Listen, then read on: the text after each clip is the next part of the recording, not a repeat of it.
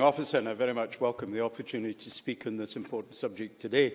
We all know that the control of the release of prisoners is a subject which has been needing addressing for some time.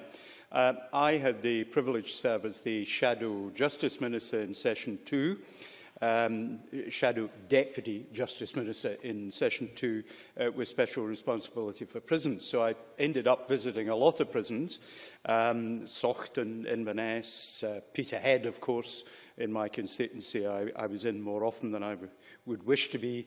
I visited a prison in Wales, a prison in France, and I met, when I was across there, the Justice Minister in Georgia and talked to him about prison policies there.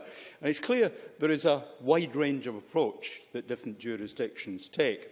It's also very clear that we need to be very careful about some broad brush assumptions that we perhaps have been making in the assumption. And the first and obvious thing to say is each prisoner is an individual, and we need to be very careful to look at each prisoner as an individual. And that's why it's important that the Parole Board is particularly well resourced on the back of the reforms that we're looking at. The figures that are provided in the memoranda that come with the bill say that for the Parole Board, by 2029, okay, that's a fair distance out, the number of cases they'll be dealing with will rise by some 230. So we need to make sure that we have the resources in place to do that. Now, we've been talking quite a lot about sex offenders, and I think it's probably important to remind ourselves there are two kinds of sex offenders. There are those who are essentially violent criminals who express their violence by sexual offences, by rape, violence in a sexual relationship. And the more insidious one is, of course, the paedophiles and those who groom people that they're going to subject to sexual abuse. We say that reoffending on that is, in sex offenders is lower, and that is factually correct.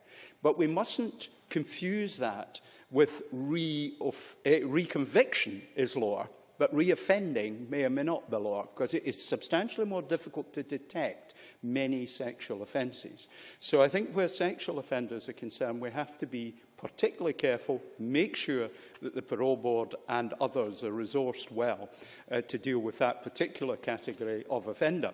And of course, the average IQ of a paedophile is a bit higher than the average IQ of somebody who's in prison for other offences.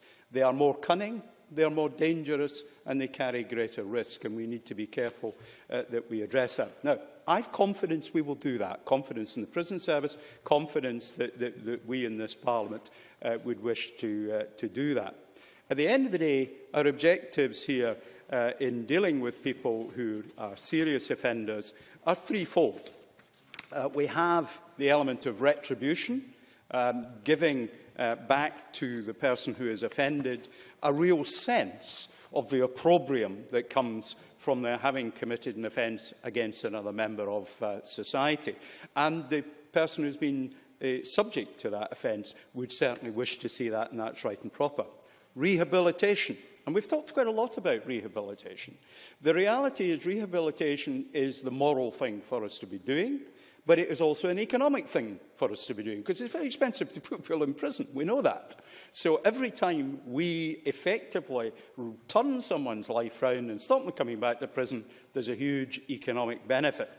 And the thing I haven't heard mentioned, but has been mentioned in other justice debates in the past, is restitution. Now, that's a relatively limited thing, but my mother-in-law, who had her purse stolen, for example, the courts imposed on the two individuals who had been responsible for stealing her purse that they had to repay the money. And that's a proper part of sentencing policy. And we've got to be very flexible and have the ability in our judges, when they're sentencing, to flexibly look at the circumstances and apply them properly. Now, not all prisoners get it. One of the visits I made as Shadow Deputy Justice Minister was to Socht Prison. And I found myself in a cell with 6 lifers who were in there for murder. The prison chaplain was on the open door so he could summon the staff if things got too heated. And one of the offenders there put it to me that he had been released on licence and he had been recalled. and in his view, entirely unjustified. It was just because he happened to be with a group of people when another murder took place. He had nothing to do with the murder, he just happened to be there. And, you know, when you deal with prisoners whose attitude is thus, you realise that it's impossible in the nature of things to get it right all the time. Because I didn't feel uncomfortable about that recall, and I don't think many people would do so. But the important thing about this bill is that it does restore, perhaps, confidence in public view of how sentencing works. It takes the first steps. We've got to get the whole road in due course. We've got to make sure that we have the resources when people come out. We've got to make sure that the new arrangements for access to health, housing and other services are there for prisoners. I was very impressed by Saughton when I visited them a few years ago.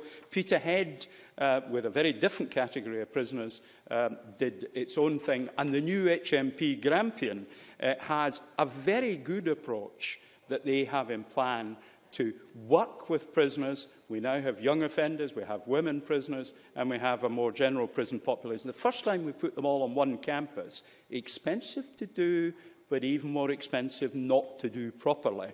I think I very much look forward to working with HMP Grampian, because it's going to be more challenging for the community to actually have to interact with prisoners as they adjust to going back out, than it used to be when we had all Scotland's serious sex offenders locked behind the walls, entirely disconnected and discharged back to communities elsewhere.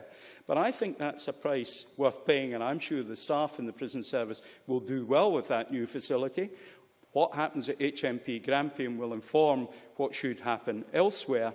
It will lead to improvements in our programmes. It will lead to improvements in outcomes. This bill is a good, useful, one-page bill which takes us forward on the kind of road that we need to be travelling. I congratulate the Minister and the Government for the progress they've made, but I and others will properly continue to challenge the Government to do substantially more when we're able to do so. Presiding Officer.